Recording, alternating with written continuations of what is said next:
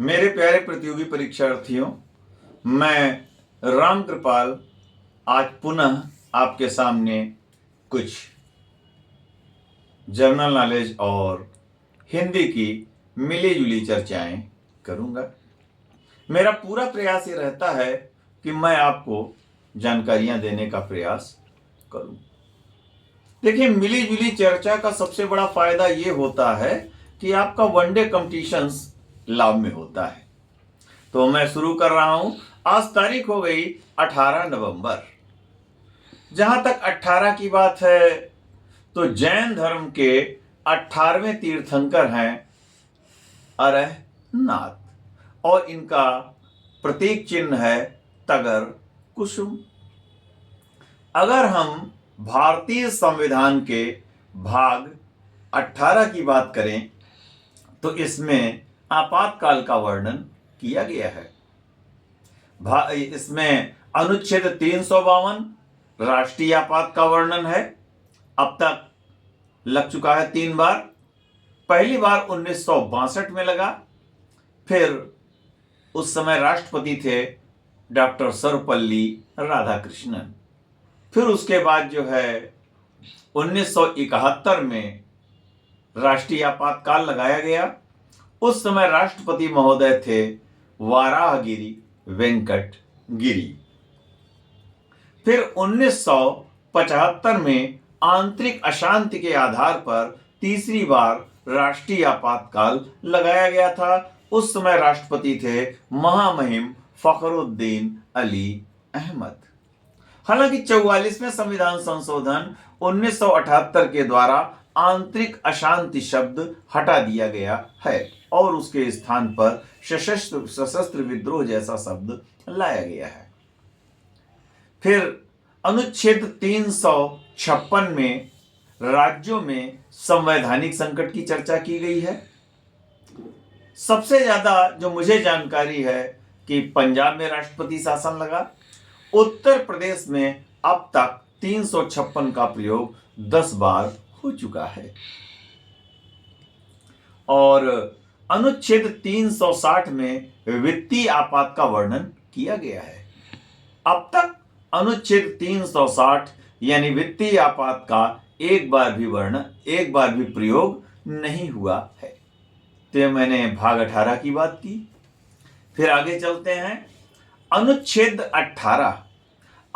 18 में उपाधियों का अंत किया गया है, यानी वो उपाधियां जो नागरिक और नागरिक के बीच भेदभाव करती हैं वो किसी को नहीं दी जाएंगी।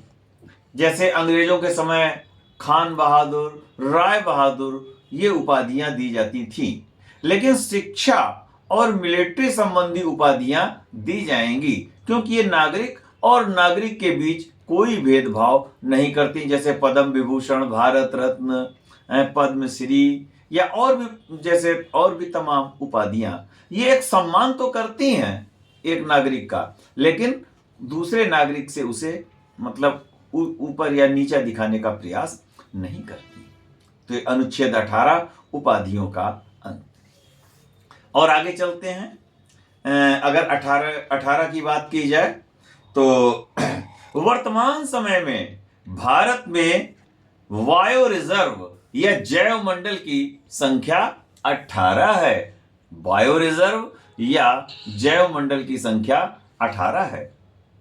देखिए, जो पहला भारत में जैव मंडल घोषित किया गया था 1986 में नीलगिरी को घोषित किया गया था 1986। और वर्तमान समय में जो 18वां जैव मंडल रिजर्व है, वायु रिजर्व है, वो है मध्य प्रदेश का पन्ना। पन्ना तो आप लोग जानते होंगे, यहां पर हीरे की खानें हैं पन्ना में। तो 18वां जैव मंडल रिजर्व पन्ना। अगर हम रेलवे जोन की बात करें कि भारत में कितने रेलवे जोन हैं, तो रेलवे जोनों की संख्या भी 18 है। 18वां रेलवे जोन है दक्षिण तटीय रेलवे और इसका मुख्यालय विशाखापट्टनम है। मैंने 18 रेलवे जोन की चर्चा की है और फिर कभी इसकी चर्चा करूंगा। क्योंकि अभी 18 को लेके और भी चीजें आपको बतानी है। उत्तर प्रदेश में कमिश्नरियों या मंडलों की संख्या 18 है, जबकि 12वीं अनुसूची, जानते होंगे आप लोग, 12वीं अनुसूची में स्थानीय स्वायत्त शासन का वर्णन किया गया है। तो 12वीं अनुसूची में जो विषय सब्जेक्ट रखे गए हैं, 12वीं अनुसूची में विषयों की संख्या 18 है। और आगे चलते हैं। तमिलनाडु, तमिलनाडु राज्यसभा के लिए 18 सदस्य चुनकर भेजता है। ध्यान रखें, मैं राज्यसभा की बात कर रहा हूं, लोकसभा की बात नहीं कर रहा हूं। तो तमिलनाडु राज्यसभा के लिए, जो कि उच्च सदन है, 18 मेंबर चुनकर भेजता है। वर्तमान समय में कौन सी लोकसभा कार्य कर रही है? 18वीं लोकसभा। अभी इसी वर्ष 2024 में 18वीं लोकसभा के चुनाव हो चुके हैं। 18वीं लोकसभा के अध्यक्ष हैं, जो कि 17वीं लोकसभा के भी थे, श्री ओम बिरला। श्री ओम बिरला जो हैं, ये कोटा लोकसभा सीट से सांसद भी हैं। भारतीय संविधान के अनुच्छेद 93 में कहा गया, 93 में, कि प्रत्येक लोकसभा, अनुच्छेद 93, कि प्रत्येक लोकसभा अपने गठन के पश्चात अपने सदस्यों में से एक अध्यक्ष और एक उपाध्यक्ष का चुनाव करेगी। 18वीं लोकसभा में प्रधानमंत्री तो कौन बने? श्री नरेंद्र दामोदर दास मोदी। आप लोग जानते ही हैं कि ये वाराणसी लोकसभा सीट से चुने गए हैं, सांसद हैं। जबकि 18वीं लोकसभा में विपक्ष के नेता चुने गए हैं श्री राहुल गांधी जी। ये रायबरेली लोकसभा सीट से सांसद हैं। और बताएं, अगर हम व्यक्तियों की बात करें तो 18वें नंबर पे जो प्रधानमंत्री हैं 18वें नंबर के, तो वो हैं श्री नरेंद्र दामोदर दास मोदी जी। और भी चर्चा कर रहे हैं।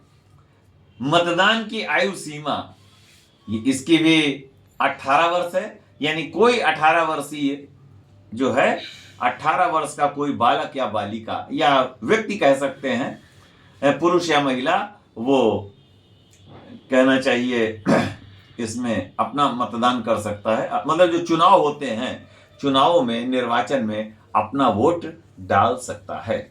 ये तो आपको पता ही होगा कि 61वें संविधान संशोधन 1989 के द्वारा मतदान की आयु सीमा 21 वर्ष से घटाकर 18 वर्ष की गई। 18 पे एक जानकारी मैं और आपको बताना चाह रहा हूं, जो मुझे जानकारी है, कि आपने हाउस ऑफ कॉमन्स का नाम सुना होगा। इंग्लैंड की पार्लियामेंट जो है, वो हाउस ऑफ कॉमन्स और हाउस ऑफ लॉर्ड्स में बटी हुई है। अभी वहां चुनाव भी हो चुके हैं। देखें, इंग्लैंड, स्कॉटलैंड, वेल्स, उत्तरी आयरलैंड, इनको मिलाकर के यूनाइटेड किंगडम का निर्माण होता है। तो उत्तरी आयरलैंड जो है, हाउस ऑफ कॉमन्स के लिए 18 मेंबर चुनकर भेजता है। तो जो 18 से संबंधित मुझे जानकारियां मिली, मैंने आपके समक्ष प्रस्तुत की। आइए कुछ चर्चाओं का क्रम हम आगे बढ़ाते हैं। तो ये प्राचीन काल की बात करें तो प्राचीन काल में किस चोल राजा की उपाधि भूपेंद्र चोल थी? तो ये चोल राजा थे राजा धीराज, इनकी उपाधि थी भूपेंद्र चोल। बाकी मदुरई कोंड, ये तो आप जानते होंगे कि परांतक प्रथम की उपाधि थी मदुरई कोंड, क्योंकि मदुरा के कुछ उन्होंने जीता था। और राजेंद्र प्रथम, इनकी उपाधि थी गंगई कोंड चोल। राजा धीराज की मैंने चर्चा की। आगे चलते हैं। राजेंद्र द्वितीय भी आए। अब एक प्रश्न आता है कि किस चोल राजा को करों को हटाने वाला कहते हैं? तो वो चोल राजा थे कुलोतुंग। और कुलोतुंग ने, आपको पता होगा कि इन्होंने कितने वो मतलब व्यापारियों का एक प्रतिनिधि मंडल चीन भेजा था।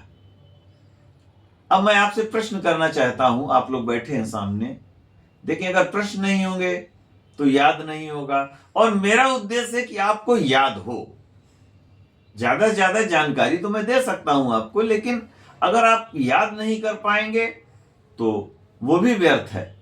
तो पहले जितना आपको बताता चलूं उतना आपको कंठस्थ होना चाहिए, याद होना चाहिए। इसके लिए समय समय पर रिवीजन भी होना चाहिए। तो बताइए, इन्होंने, कुलोतुंग ने कितने व्यापारियों का प्रतिनिधिमंडल चीन भेजा था, बताएं। अच्छा चलिए कोई बात नहीं, फिर मैं एक प्रश्न को जोड़ रहा हूं उससे। भारतीय राष्ट्रीय कांग्रेस की जो पहली बैठक 1885 में गोकुलदास तेजपाल संस्कृत कन्या पाठशाला में हुई, उसमें कितने प्रतिनिधियों ने भाग लिया? बताइए। नहीं दिमाग काम कर रहा है। फिर मैं याद दिला रहा हूं, एक सेकेंड। भारत पाकिस्तान के बीच शिमला समझौता किस वर्ष हुआ था? एक प्रश्न और मैं पूछ रहा हूं, उत्तर प्रदेश के वर्तमान मुख्यमंत्री महोदय का जन्म किस वर्ष हुआ? और क्या कहना चाहिए, पर्यावरण संस्थान IUCN है, ये कब स्थापित हुआ? 1972। आपने कहा, जोर से बोले ताकि आपकी आवाज भी तो आए। जोर से बोल दें। तो कितने व्यापारियों का प्रतिनिधिमंडल भेजा? जोर से बोलिए, जोर से बोले। 72। ठीक। और कितने कांग्रेस के प्रतिनिधियों ने भाग लिया? और जोर से बोले भाई, सुनाई तो दे जाए तो लोग सुने भी कि अच्छा।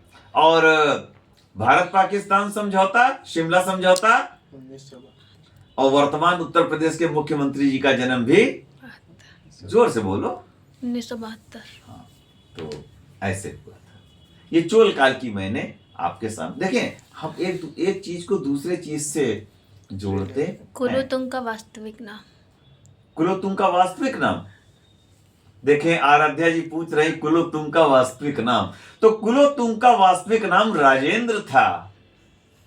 कुलोतुंग जो थे, माता की तरफ से तो चोल थे, लेकिन पिता की तरफ से चालुक्य थे। चूंकि उस समय के जो चोल राजा थे उनके कोई पुत्र नहीं था, तो उन्होंने अपने नाती को गोद ले रखा था। एक ये आज भी वही परंपरा है कि अगर पुत्र नहीं होते हैं तो आदमी किसको ज्यादा पसंद, अगर पुत्र नहीं है और पुत्री है तो जो पुत्री का पुत्र होता है यानी नाती जिसको कहते हैं, आदमी उसी को ज्यादातर गोद लेने का प्रयास करता, मतलब उसी को गोद लेता ही है। अब न पुत्र हुए न पुत्री, तो पति पत्नी में थोड़ी सी तनाव हो जाती है कि पति कहता है हम अपने भाई का लड़का गोद लें, और पत्नी कहती है कि हम अपने भाई का लड़का गोद लें। लेकिन ज्यादातर यही देखा जाता है, फिर पत्नी के भाई का लड़का जो होता है वही गोद ज्यादातर लिया जाता है। खैर ये कुछ भी हो, ये हंसी की मैंने बात कर दी, थोड़ा हास्य कर देते हैं ताकि ये सामने बैठे लोग बोर ना हो। बाकी आप लोग जो सुन रहे हैं वीडियो के माध्यम से, इसको हास्य के रूप में ही लेंगे। आइए आगे चलते हैं।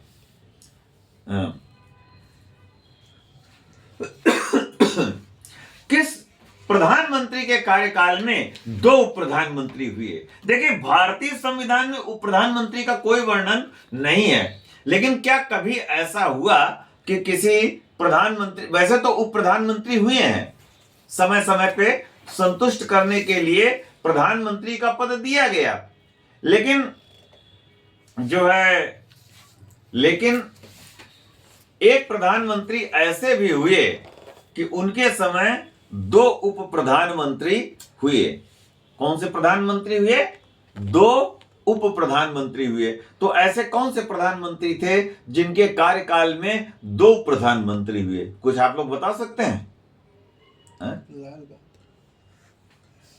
जहां तक मुझको जानकारी है निशांत जी कि लाल बहादुर शास्त्री जी के समय कोई उप प्रधानमंत्री नहीं था। देखिए अब आते हैं 1979 में ऐसी स्थिति बनी थी। उसमें प्रधानमंत्री थे श्री मोरारजी देसाई और केंद्र में जनता पार्टी की सरकार थी। देखिए भारतीय जनता पार्टी नहीं, केवल जनता पार्टी की सरकार थी। जनता पार्टी कई दलों का मिला जुला गठबंधन था। जनता पार्टी कई दलों का मिला जुला गठबंधन था और उसका चुनाव चिन्ह था कंधे पर हल धरे किसान। कंधे पर हल धरे किसान। तो 1979 में ऐसी स्थिति बनी कि प्रधानमंत्री मोरारजी देसाई के कार्यकाल में 2 प्रधानमंत्री बने, चौधरी चरण सिंह और बाबू जगजीवन राम। चौधरी चरण सिंह और बाबू जगजीवन राम। ये मोरारजी देसाई 1979 में हुआ। हालांकि फिर भी इसमें सरकार सफल नहीं हो पाई और अंततः पार्टी में विभाजन हुआ और 1980 में मध्यावधि चुनाव हुए। अभी मैंने बाबू जगजीवन राम जी की चर्चा की है। तो केंद्र में सबसे अधिक समय तक केंद्रीय मंत्री रहने का रिकॉर्ड कायम किया बाबू जगजीवन राम जी ने। बाबू जगजीवन राम ज्यादातर बिहार की सासाराम लोकसभा सीट से सांसद रहे थे। फिर इसके बाद इनकी पुत्री जो आईएफएस अधिकारी भी रहीं, श्रीमती मीरा कुमार, वो राजनीति में आई और वो भी सासाराम से सांसद चुनी गई और कहना चाहिए कि उन्होंने जो है लोकसभा में महिला अध्यक्ष मतलब महिला लोकसभा की पहली महिला अध्यक्ष बनी श्रीमती मीरा कुमार जी। तो बाबू जगजीवन राम, इनका समाधि स्थल है समता स्थल। सबसे अधिक समय तक केंद्रीय मंत्री ये रहे थे। आइए चर्चाओं का क्रम आगे बढ़ाते हैं। भारत में केंद्रीय चावल अनुसंधान संस्थान कहां पर है? मालूम है आप लोगों को? कटक। ये कटक जो है ओडिशा में पड़ता है और महानदी के किनारे है। अब एक प्रश्न इतिहास का भी बन सकता है, कटक से अटक ये नारा किसने दिया? बताएं। कटक से अटक ये नारा किसने दिया? आराध्या जी आप बताइए, बताएं। नहीं, शर्माने की कोई बात थोड़ी ना है, गलती होगी तो सुधारा जाता है उसको। आप निशांत, सृष्टि आप बताइए, विशाल, नहीं हंसने की बात नहीं है, बताएं भाई। कटक से अटक ये नारा दिया था बाजीराव फर्स्ट। बाजीराव फर्स्ट का कार्यकाल 1720 से 1740 तक रहा था। जब इनके पिता भी पेशवा थे, बालाजी विश्वनाथ। जब बालाजी विश्वनाथ की मृत्यु हो गई 1720 में, तब मराठा साम्राज्य के राजा छत्रपति साहूजी महाराज ने इनके बाजीराव प्रथम को पेशवा बनाए। ये तरुण पेशवा थे और इन्होंने जो है कहा था, इन्होंने छत्रपति साहूजी महाराज से कहा था कि मराठों का झंडा कटक से अटक तक लहराना चाहिए। तब साहूजी महाराज ने कहा, आप योग्य पिता के एक योग्य पुत्र हैं, आप निश्चय ही ऐसा करने में समर्थ होंगे। तो ये मैंने छोटी सी बात बताई। अभी जब देखिए, जब मैं पूर्णतः इन लोगों के विषय में बताऊंगा तो अलग से टॉपिक ले लूंगा, तब फिर बताऊंगा। लेकिन ये थोड़ी थोड़ी चीजें जब आप सुनते रहेंगे तो आपको ज्यादा अच्छा याद होगा वनडे कॉम्पिटिशन्स के लिए। लेकिन ऐसा नहीं है, जब मैं मराठा साम्राज्य की चर्चा करूंगा तो ये चीज आएगी, चोलों की चर्चा करूंगा तब ये चीज आएगी। भारतीय भारत में सबसे बड़ा प्राणी उद्यान ये चिड़ियाघर कहां पे है, मालूम है आप लोगों को? कोलकाता। जूलॉजिकल गार्डन अलीपुर कोलकाता, सबसे बड़ा प्राणी उद्यान या चिड़ियाघर। यहाँ पे तरह तरह के जीव जंतु रखे जाते हैं। वैसे तो हम लोग आमतौर पे चिड़ियाघर कहते हैं, लेकिन वास्तव में होना चाहिए प्राणी उद्यान, क्योंकि इसमें पशु भी रखे जाते हैं। समय समय पे ये चीजें भी देखनी चाहिए। हम लोग उत्तर प्रदेश में बैठे हुए हैं तो हम लोग लखनऊ का प्राणी उद्यान देखते हैं, या कानपुर का देख सकते हैं प्राणी उद्यान, या दुधवा अभ्यारण्य जा सकते हैं। उत्तर प्रदेश में फिलहाल 4 अभ्यारण्य जो हैं, बाघ अभ्यारण्य जो हैं, घोषित किए गए हैं। एक तो है दुधवा, एक है चंद्रप्रभा जो चंदौली डिस्ट्रिक्ट में है, एक है यहाँ पे अमनगढ़ जो पीलीभीत और शाहजहांपुर की सीमा पे है, और एक और चित्रकूट में घोषित किया गया है। ये तो आपको पता ही होगा, चित्रकूट मंदाकिनी नदी के किनारे है चित्रकूट। ऐसा कहते हैं कि वनवास के दौरान भगवान राम ने ज्यादातर समय चित्रकूट में बिताया।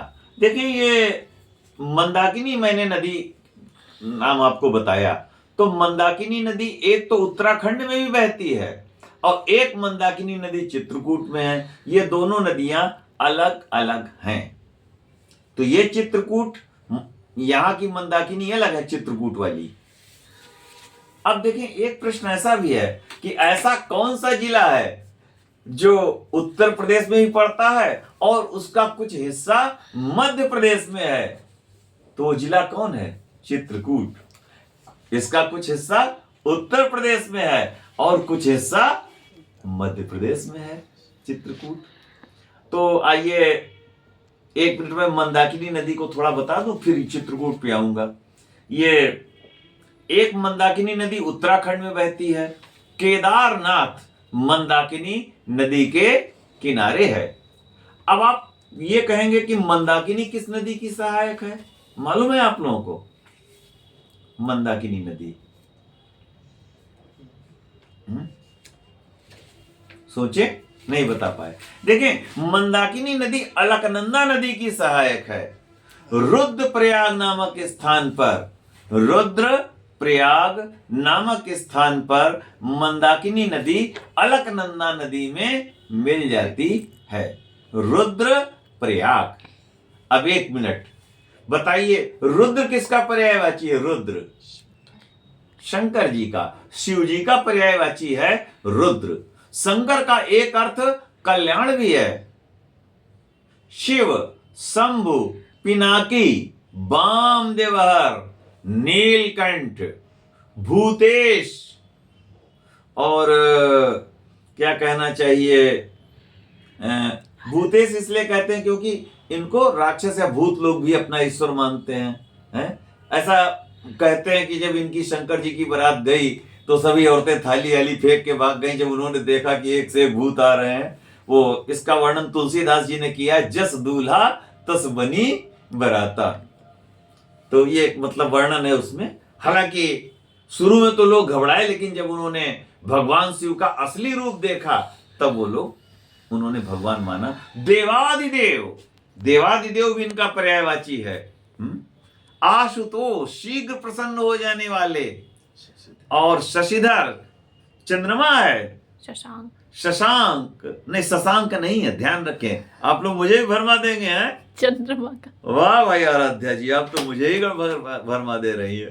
खैर, आप मेहनत करें, कोई बात नहीं। शशांक तो चंद्रमा का पर्यायवाची है, लेकिन शशिधर शिव जी का है। गंगाधर भी है, गंगा जी को इन्होंने रोक रखा है। और भी कई इनके पर्यायवाची हैं। अब आपने चंद्रमा की बात, 1 सेकेंड, मैं एक सेकेंड। हाँ, सतीपति, पार्वतीपति, गिरजापति, कैलाशपति, ये सब इनके पर्यायवाची हैं। ठीक है, अब मैं थोड़ा चित्रकूट पे आता हूं। ये बताइए, रामानंदाचार्य, रामभद्राचार्य विकलांग विश्वविद्यालय कहां पर है? बताइए। रामानंदाचार्य, रामभद्राचार्य विकलांग विश्वविद्यालय। यह चित्रकूट में, जोर से बोलिए, आप शर्माती कहाँ हैं? चित्रकूट। या एक चीज ऐसे भी मैं प्रश्न बना रहा हूं, एशिया का पहला निजी क्षेत्र का विकलांग विश्वविद्यालय, या भारत का निजी क्षेत्र का पहला विकलांग विश्वविद्यालय, या उत्तर प्रदेश का पहला निजी क्षेत्र का विकलांग विश्वविद्यालय? चित्रकूट। कहा भी गया, चित्रकूट के घाट पर भई संतन की भीड़, तुलसीदास चंदन घिसे तिलक देत रघुवीर। ये चित्रकूट में रामायण मेला लगता है। इसके अतिरिक्त श्रृंगवीरपुर, जहां पर निषाद राज गो और भगवान राम की मुलाकात हुई गंगा के किनारे, वहां पर भी रामायण मेला लगता है। अभी तुलसीदास की बात हुई, तो तुलसीदास के गुरु कौन बने? नरहरि दास। तो नरहरि दास तुलसीदास को अपने साथ कहां लिवा ले गए? सूकर खेत। तो ये बताइए कि सूकर खेत किस नदी के किनारे है? सूकर खेत, जोर से बोले। वाह निशांत जी, आप भी कहां चले गए? अरे भैया, नर्मदा नदी उत्तर प्रदेश में कहां है? अब आप कंप्यूटर हैं, आपको हम डांट भी नहीं सकते। नर्मदा नदी तो गुजरात में बहती है, उत्तर प्रदेश में तो नर्मदा है ही नहीं। गलत बोले तो ऐसा बोले कि यूपी की कोई नदी बोले। निशांत जी भाई, आप तो दुखी कर देते हैं। क्या बताएं। खैर, आइए, शूकर खेत सरयू नदी के किनारे है। शूकर खेत सरयू नदी के किनारे है। भाई निशांत जी, आप दुखी कर देते हैं। देखें, चलिए, आपने नर्मदा नाम लिया, तो मैं फिर आता हूं इसी पॉइंट पर। नर्मदा नदी जो है अमरकंटक से निकली है, और मैकल नामक पहाड़ियों से निकली हैं। तो इनका एक पर्यायवाची मेकल सुता भी है, यानी मेकल पहाड़ की पुत्री। और ये अरब सागर में गिरती हैं। मध्य प्रदेश, देखिए नर्मदा, सुन लें अब आप ध्यान से, नर्मदा का ज्यादातर हिस्सा मध्य प्रदेश में बहता है, थोड़ा सा हिस्सा महाराष्ट्र में बहता है, और 11% हिस्सा गुजरात में बहता है। लेकिन गुजरात वासियों के लिए नर्मदा का विशेष महत्व है, इसीलिए नर्मदा को गुजरात की जीवन रेखा कहते हैं। तो ध्यान रखें, आप जो सामने बैठे हुए हैं लोग, सुनने की चेष्टा करें। तो यूपी का नर्मदा से कोई मतलब नहीं है। हां, क्योंकि आपने गलत बोला, फिर भी मैं आपको सही करूंगा उस चीज को। अमरकंटक से एक नदी ऐसी निकली है कि जो उत्तर प्रदेश होते हुए अंततः बिहार में जाकर के गंगा में मिल जाती है। वो नदी कौन सी है? बताएं, वो नदी कौन सी है? वो सोन नदी है। वो सोन नदी जो है, वो भी अमरकंटक से निकली। रास्ते अलग अलग हो गए हैं। तो सोन नदी अमरकंटक से निकली मध्य प्रदेश से, और उत्तर प्रदेश के एक जिले से निकली है। उस जिले का नाम है सोनभद्र, जिसका मुख्यालय रॉबर्ट्सगंज है। और सोन की सहायक है रिहंद नदी, जिस पर रिहंद बांध बना है। और फिर यही नदी जो है बिहार चली जाती है, और अंततः ये हाजीपुर और पटना के बीच में किसी स्थान पर गंगा में विलीन हो जाती है। और जहां पर एक गंगा में विलीन होती हैं, वहीं पर पुराना पाटलिपुत्र था। जहां पर सोन गंगा में विलीन होती हैं, वहीं पर पुराना पाटलिपुत्र था। तो आइए आगे चलते हैं, और कुछ समय हो रहा है, लेकिन हम एक आध प्रश्नों की चर्चा और करेंगे, फिर हम उसका समापन भी करेंगे। 1 मिनट। और नीरी का मुख्यालय कहां पर है बताइए? NEERI, national environmental engineering research institute, यह मुख्यालय नागपुर। गो विज्ञान संस्थान, गो विज्ञान यानी गाय से संबंधित, यह भी नागपुर में है। यह भी नागपुर में है। इसके अतिरिक्त और आगे चलते हैं। अभी चावल की बात चली, तो राष्ट्रीय चावल अनुसंधान संस्थान, राष्ट्रीय चावल अनुसंधान संस्थान, ये चर्चा हुई कहां? कटर। लेकिन अंतरराष्ट्रीय चावल अनुसंधान संस्थान फिलीपींस की राजधानी मनीला में है। एशियाई विकास बैंक, इसका मुख्यालय भी फिलीपींस की राजधानी मनीला में है। इस समय फिलहाल जनजातीय गौरव सप्ताह चल रहा है। खासतौर से बिरसा मुंडा जी को लेकर के हम लोग उनको सादर अभिवादन करते हैं। लोग स्वतंत्रता सेनानी रहे हैं। तो हो जनजाति कहाँ निवास करती है? हो जनजाति ये झारखंड में निवास करती हैं। 89वें संविधान संशोधन के द्वारा राष्ट्रीय अनुसूचित जनजाति आयोग को राष्ट्रीय अनुसूचित जाति आयोग से अलग कर दिया गया। एक प्रश्न और है कि अंतरराष्ट्रीय जनजाति दिवस कब मनाते हैं? देखिए ध्यान से, अंतरराष्ट्रीय मूल निवासी दिवस या अंतरराष्ट्रीय आदिवासी दिवस या अंतरराष्ट्रीय जनजाति दिवस ये 9 अगस्त को मनाते हैं। लेकिन अभी भारत में जनजातीय गौरव दिवस जो है 15 नवंबर को मनाया गया, बल्कि सप्ताह चल रहा है। 15 नवंबर को मनाया गया और ये जनजातीय गौरव सप्ताह भी चल रहा है। उत्तर प्रदेश की प्रमुख जनजाति कौन है? थारू। उत्तर प्रदेश की प्रमुख जनजाति थारू है। जबकि मीणा जनजाति ये राजस्थान की प्रमुख जनजाति है। और भी कई जनजातियां मैं समय समय पे, और भारत की जो जनसंख्या के आधार पर सबसे बड़ी जनजाति है वो है मीणा जनजाति। काजिल कुम रेगिस्तान, इसका संबंध किस देश से है? काजिल कुम रेगिस्तान ये उज्बेकिस्तान से संबंधित है। उज्बेकिस्तान में पड़ता है। उज्बेकिस्तान की राजधानी है ताशकंद। ये पृथ्वी के भूपटल पर कौन सा तत्व की बात हो रही सर्वाधिक मात्रा में पाया जाता है, तो वो तत्व है ऑक्सीजन। वैसे पृथ्वी के भूपटल पर लगभग 8 तत्व पाए जाते हैं। बस थोड़ी बहुत चर्चाएं, समय हो रहा है लेकिन थोड़ा बहुत और सुन लें फिर। हाँ, इसके अतिरिक्त धूम्रपान जो है ये मनुष्य के लिए क्यों इतना खतरनाक होता है? तो इसका कारण है कि धूम्रपान करते समय एक हाइड्रोकार्बन निकलता है जो कि कैंसर के लिए उत्तरदायी होता है। तो अब वो कौन सा कैंसर है, वो मतलब कौन सा हाइड्रोकार्बन प्रदूषक है? तो देखिए वो है बेंजपायरिन।